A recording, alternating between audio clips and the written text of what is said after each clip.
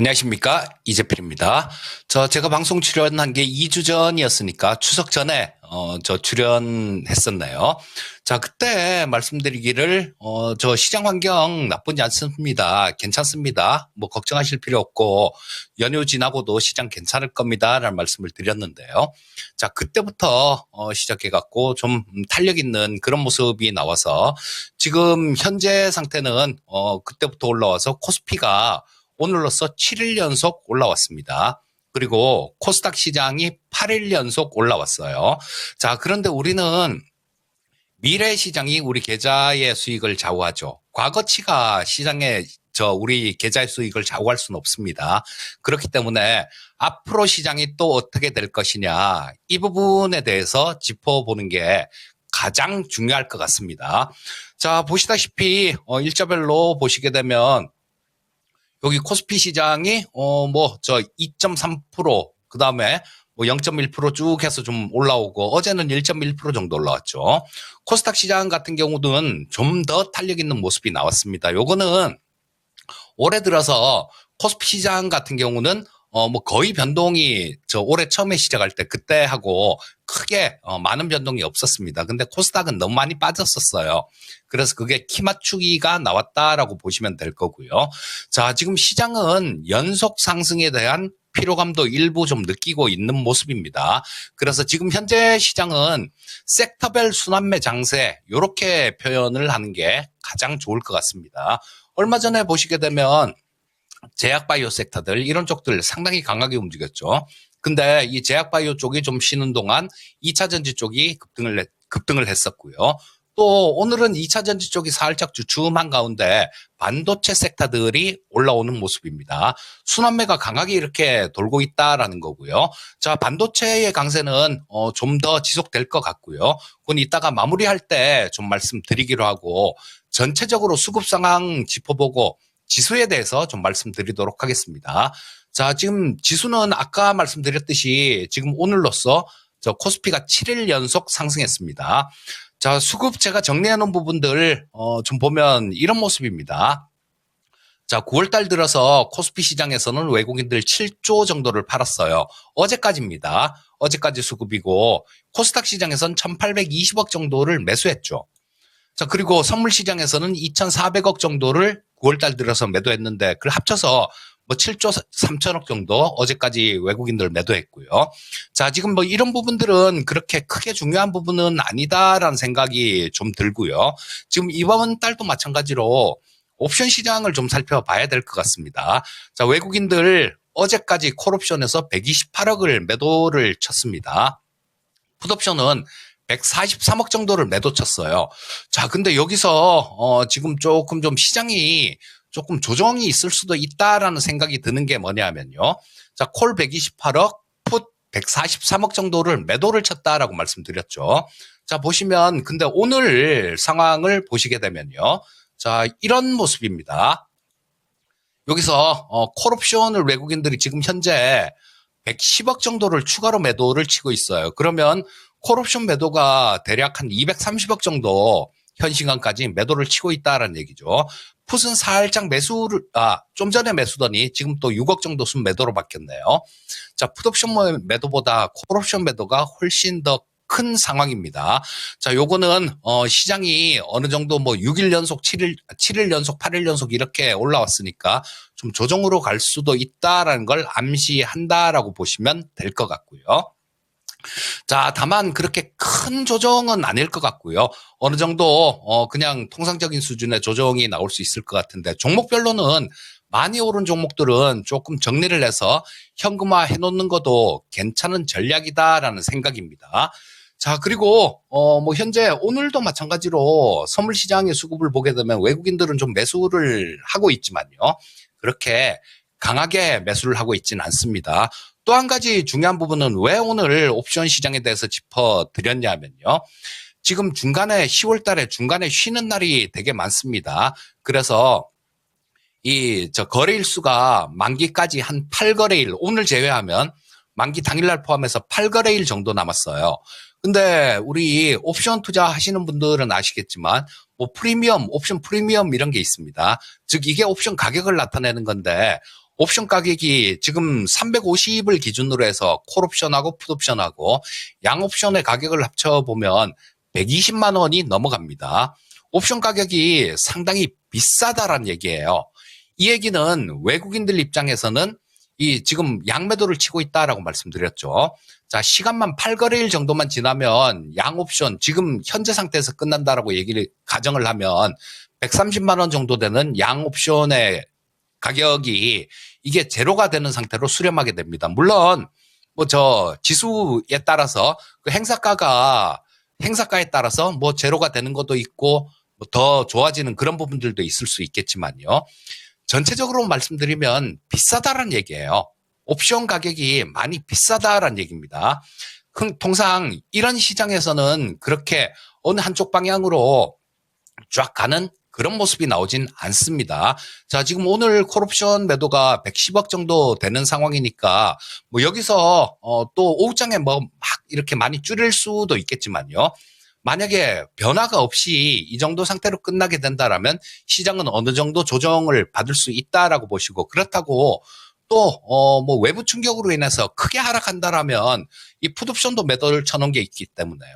또 어느 정도는 올려놓을 거예요. 자, 그러니까 이 한쪽 섹터 뭐 어떤 일방적인 한 섹터가 좀 강한 모습을 보인다고 하더라도 그걸 쫓아가서는 조금 고생을 할 수 있다는 얘기죠. 자, 섹터별로 순환매가 도는 시장이니까 그 부분만 참고하고 매매를 하시면 시장에 대해서는 그렇게 크게 걱정을 하지는 않으셔도 될 것 같고요. 시장 대응이 그렇게만 하시면 잘 되실 겁니다. 자, 다음은 저 섹터별로 좀 넘어가 보겠습니다. 지금 제약바이오 섹터들이 좀 조정을 받고 있죠. 자, 근데 이 제약바이오 섹터는 항상 몇 달 전부터도 계속해서 제약바이오 섹터에 대해서 계속 말씀드렸고, 이 시간도 마찬가지 계속해서 제약바이오 쪽은 빼놓지 않고 말씀드렸었는데요. 자, 이거는 뭐 금리 인하 수혜주 이런 부분들도 있을 거고요. 또 미국 대선 후보의 공통점은 제약바이오입니다.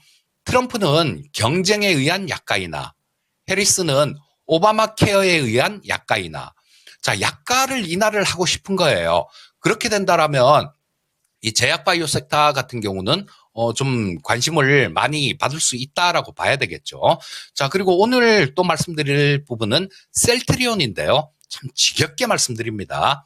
자, 이 셀트리온 얘기하기 전에 주식 투자 어떻게 하면 대체 돈을 벌 수 있는지 그 부분에 대해서 굉장히 중요한 얘기 하나 말씀드릴게요. 주가는 미래 가치를 반영하는 거죠. 근데 이 시장이 좀 비효율적이다 보니까 때로는 미래 가치를 너무 과도하게 반영을 할 때가 있습니다. 너무 과도하게 현재 주가에 반영을 할 때가 있어요. 예를 들면 과거에 저 화장품 섹터들 그랬었죠. 코로나 팬데믹 지나고 제약 바이오 섹터들이 미래 가치를 너무 과도하게 반영을 하면서 주가만 너무 올라가 있었습니다. 자, 그럴 때 매수를 하시면 굉장히 고생을 하는 거예요. 가까운 예로 우리 2차 전지 섹터만 해도 그렇지 않습니까? 작년 상반기 때 엄청나게 좋았었죠. 그런데 그 꼭대기에서 사람들은 환호를 합니다. 그래서 그때는 미래 가치를 너무 과도하게 반영을 한 수준이기 때문에 뭐 반토막씩 막 이렇게 훨씬 더 나는 그런 사태가 나온 겁니다. 그렇다면 돈을 벌려면 어떻게 하면 되겠습니까? 미래 가치가 전혀 반영이 안 된 종목을 찾아서 투자를 한다라면 그게 가장 돈을 벌 확률이 높은 투자가 되겠죠. 자, 지금 처음 말씀드릴 종목 셀트리온인데요.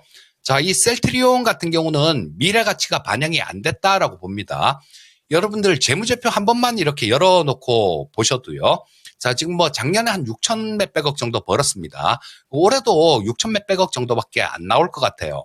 자, 이거는 왜 이런 현상이 나왔냐면 매출액은 굉장히 많이 높아져 있습니다. 왜 이런 현상이 나왔냐면 셀트리온 헬스케어하고 합병을 했죠. 합병을 하면서 올해 2분기까지 헬스케어하고 합병하면서 올해 2분기까지 그 판권에 대한 회계적인 상각들 이런 것들이 있었습니다. 그렇기 때문에 이 실적 부분들이 제대로 나오지 않은 거예요. 근데 이 실적 부분들을 제가 이해하기 되게 쉽게 좀 설명을 해드릴게요. 자, 올해 1분기 실적 형편없었습니다. 2분기 실적은 1분기 실적보다는 3배 이상 좋아졌어요. 자, 그러면 이제는 미래 가치를 생각해 봐야 되겠죠. 3분기 실적은 어떻게 될까요? 이제 10월 달이면 3분기 실적 시즌으로 들어가지 않습니까? 3분기 실적은 영업이익 기준으로 1분기하고 2분기 실적을 합한 것보다 3분기 실적이 더 잘 나올 겁니다. 더 클 거예요. 자, 그러면 그 다음에는 4분기 실적은 어떻게 되겠습니까? 4분기 실적은 1분기, 2분기, 3분기 실적을 다 합한 것보다 영업이익이 4분기에 더 나올 거예요.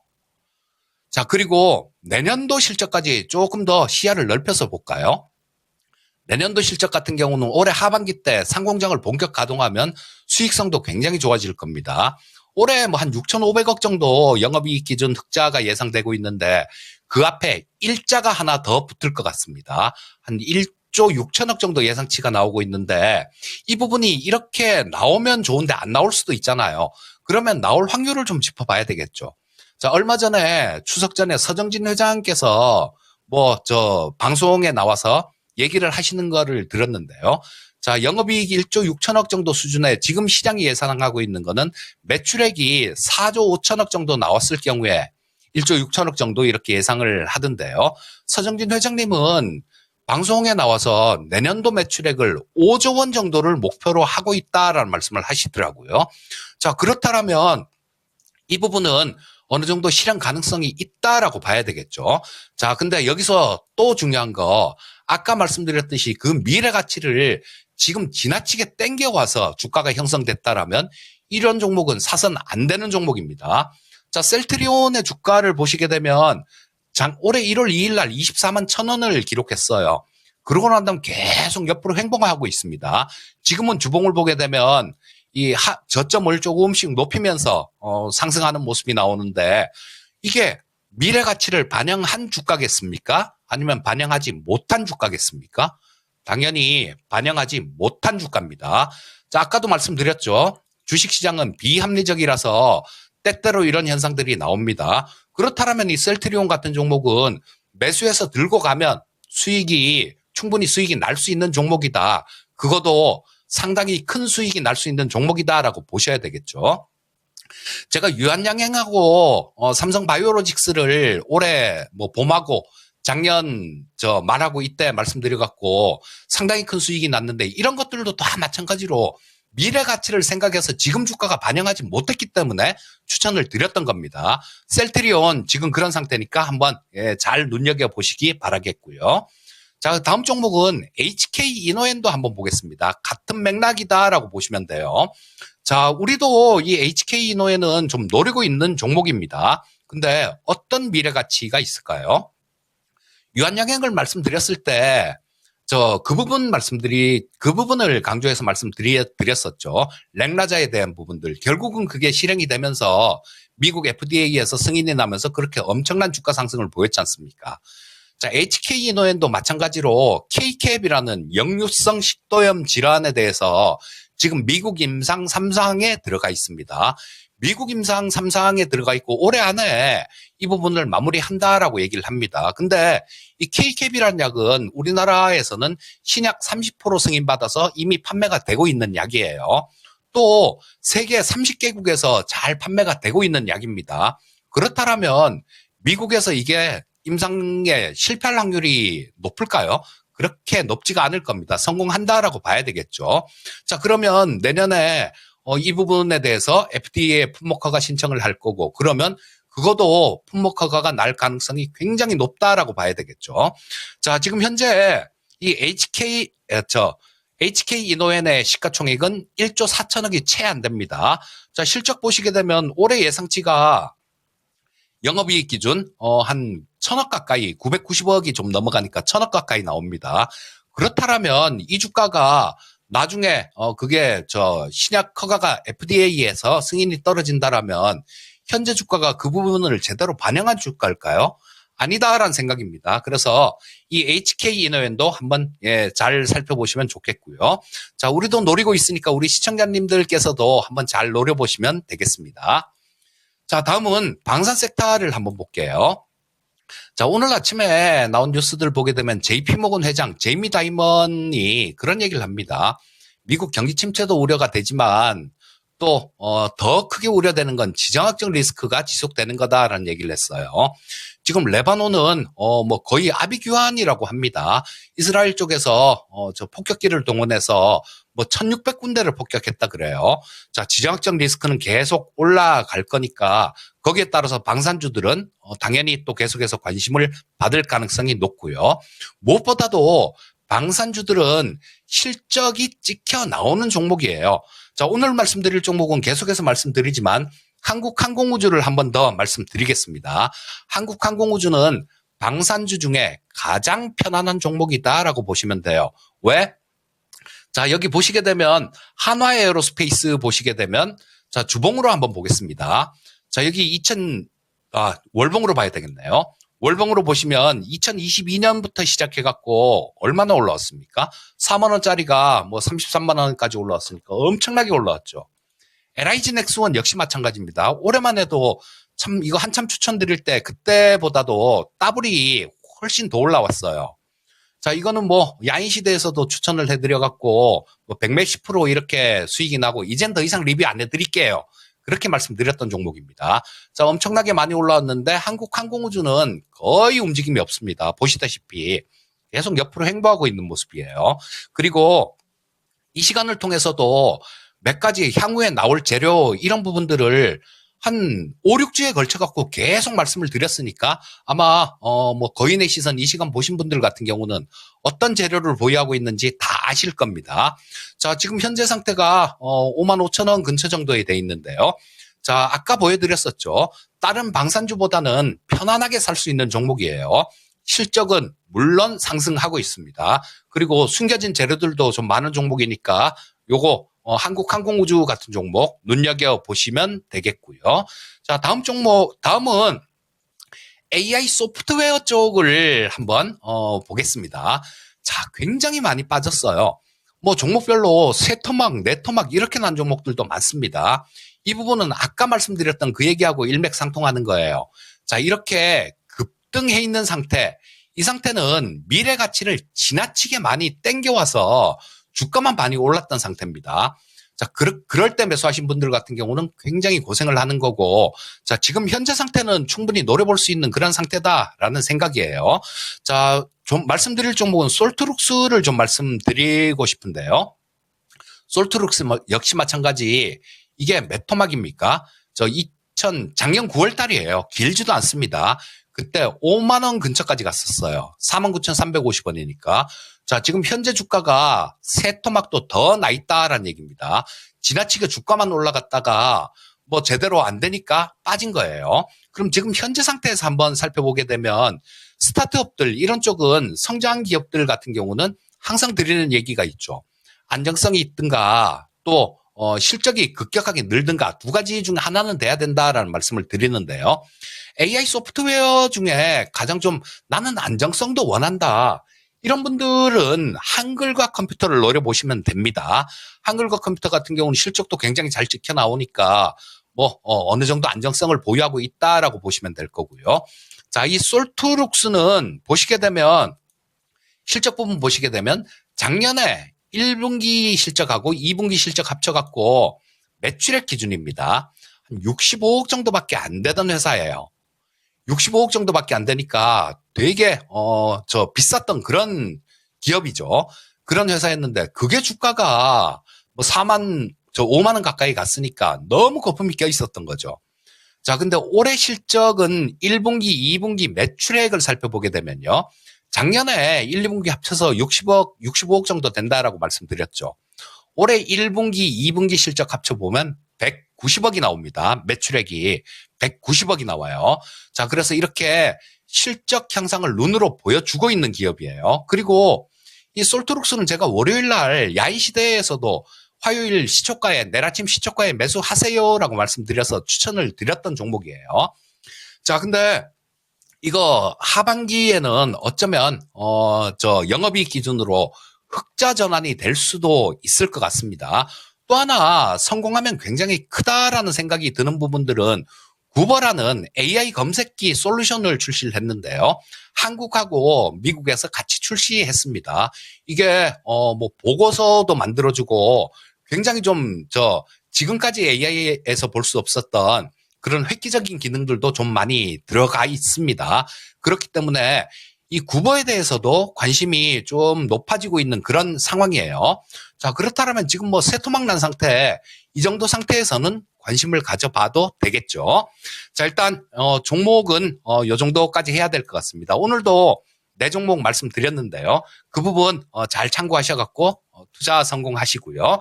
자, 마무리하겠습니다. 여러분들 지금은 역발상이 필요한 시점이다, 이런 말씀을 드리고 싶습니다. 어떤 얘기냐? 반도체 관련된 얘기예요. 자, 이 지금 차트 켜놓은 게 삼성전자인데요. 역발상은 이런 종목이 역발상이 필요하다라는 생각입니다. 내일 마이크론 테크놀로지의 실적이 발표되는데 제가 보기에는 그렇게 뭐 썩 좋을 것 같지는 않습니다. 하지만 주가 자체는 지금 선반영을 한 거예요. 그 우려감들 이런 것들을 선반영을 한 상태의 주가다라고 보시고요. 물론 여기서 V자로 뭐 확 들어올리지 못하겠죠. 하지만 이쪽에서 조금 왔다 갔다 하면서 약간씩 우상향하는 그런 모습은 보일 수 있을 것 같으니까, 자, 뭐 이 반도체 섹터는 우려감이 선반영된 주가 수준입니다. 자, 그래서 이런 쪽도 관심 가져보면 좋겠다, 이렇게 말씀드리겠고요. 자, 시청자님들 오늘은 여기까지 해야 될 것 같습니다. 항상 성공 투자하시기 바라겠습니다. 감사합니다.